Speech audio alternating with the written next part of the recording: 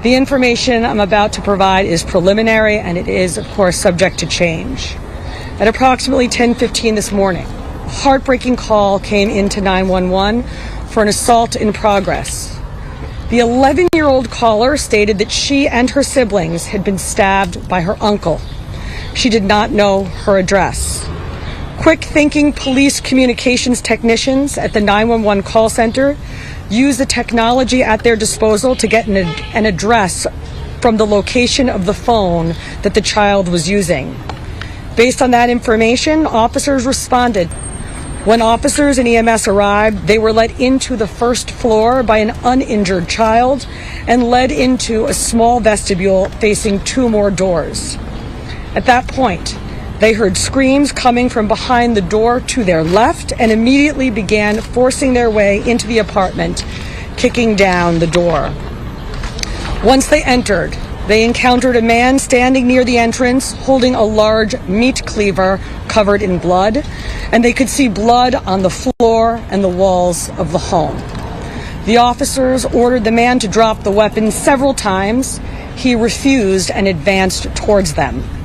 Two officers discharged their firearms, firing 7 total rounds between them and striking the subject, ending the threat. Inside the apartment, officers found 4 female victims aged 16, 13, 11, and 8. All had serious slash and stab wounds, and responding officers and EMS provided emergency medical care on scene before the victims were removed to Maimonides Hospital. If this person had used the gun to injure these 4 children and then been shot by police, the anti-gun crowd would have no problem putting another notch in their belt for their mass shooting total.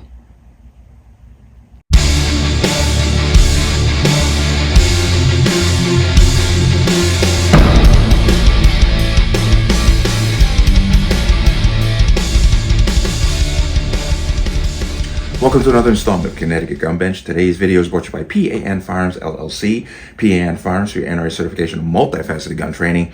You can reach us at 203-300-6343 or use our website at www.panfirearmsllc.com. As always, there'll be a link in the description box below. And if you like channel, like content, what I do, you can support me with the link. Everything is appreciated. Once again, online store is open and I'm moving my winter stuff out. CGB20 gets you 20% off and free shipping. Connecticut residents, you have to pay taxes. I'm sorry, I have no control over that. This is what happens when you live in a Democrat-run state. But CGB20 gets you 20% off on pullovers and zip-ups. I'm running low, but I want to move this stuff out for the summer stuff that's coming in. So, take advantage of that. Let's talk about this. And this is a story out of New York, and it's incredibly sad, incredibly heinous. And it just breaks your heart. But the way, once again, it's being reported in the media shows you the disconnect that these people have. The gist of the story is a family member slashed with a meat cleaver 4 children. An 11-year-old somehow got to a phone and called police, and police came and they shot the man. This story has been going under the radar ever since. Imagine, as I pointed out in the beginning, imagine if you'd used the gun. That's 5 people. Oh, that's a mass shooting. We can now add that to our total, but because the implement just doesn't fit the narrative, we're not hearing about this story.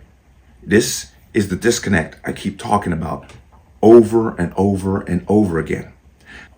These victims are just as important as any shooting, but they are not going to get the attention and the accolades and all the narratives poured upon them because of the method that was used to commit the crime. That is disgraceful. Evil is evil. You do not need a firearm to commit violent acts against another person or to take their life. You don't need it. But I'm going to go ahead and give you more details on this incident because I waited a little bit because I really wanted to get more. But here, let me go ahead and fill you in. 4 young girls are recovering from a horrific attack after they were stabbed and slashed with a knife and a meat cleaver. And police say it was a relative who did it. Police say it could have been worse if it weren't for the bravery of one of the victims who, despite her injuries, called 911 before police responded and shot the suspect. Eyewitness News reporter Darla Miles live in Bensonhurst with more on this story. Darla. David, there's still a small police presence at the home of that family, large extended family who lives inside of this home. They are not here now. We did speak with them, a few of them off camera at the hospital this afternoon. They say the kids are doing okay, but overall the family is just trying to understand and get through all of this. 4 young girls and their uncle, accused meat cleaver wielding suspect Long Jian Chen, all recovering at Maimonides Medical Center Monday afternoon. This as the NYPD returns to their Bensonhurst home today. Investigators now reviewing grisly and dramatic body cam video of an NYPD lieutenant and his driver coming to the rescue Sunday morning. The girls, ages 8, 11, 13 and 16, police say, were all attacked by their 49-year-old uncle. Police today now looking through his past hospitalizations for schizophrenia and his history of mental illness. It is still unclear at this point exactly what led to yesterday's series of events, but investigators say the 11-year-old girl managed to get away from the attack, locking herself in a room, giving her the opportunity to call 911. That lieutenant, hearing screams upon arrival, literally kicking down the door to gain entry into the apartment, according to the NYPD. Chen, who police say had a meat cleaver in hand, is shot 3 times, once in the head, twice in the torso. The victims and the accused suspects, who were under the same roof during the attack, are now again under the same roof recovering, expected to survive their injuries. Now, there was also a 12-year-old boy inside of the home at the time. He managed to escape and run down the street, so he was unharmed. We've also learned that the 16-year-old victim is the suspect's daughter. Heard that and you saw that. There it is. A man with a meat cleaver injured 4 of his relatives, very young children. Obviously a mental case. This is not the first time. Illinois had the same issue. Man with a knife randomly attacked people.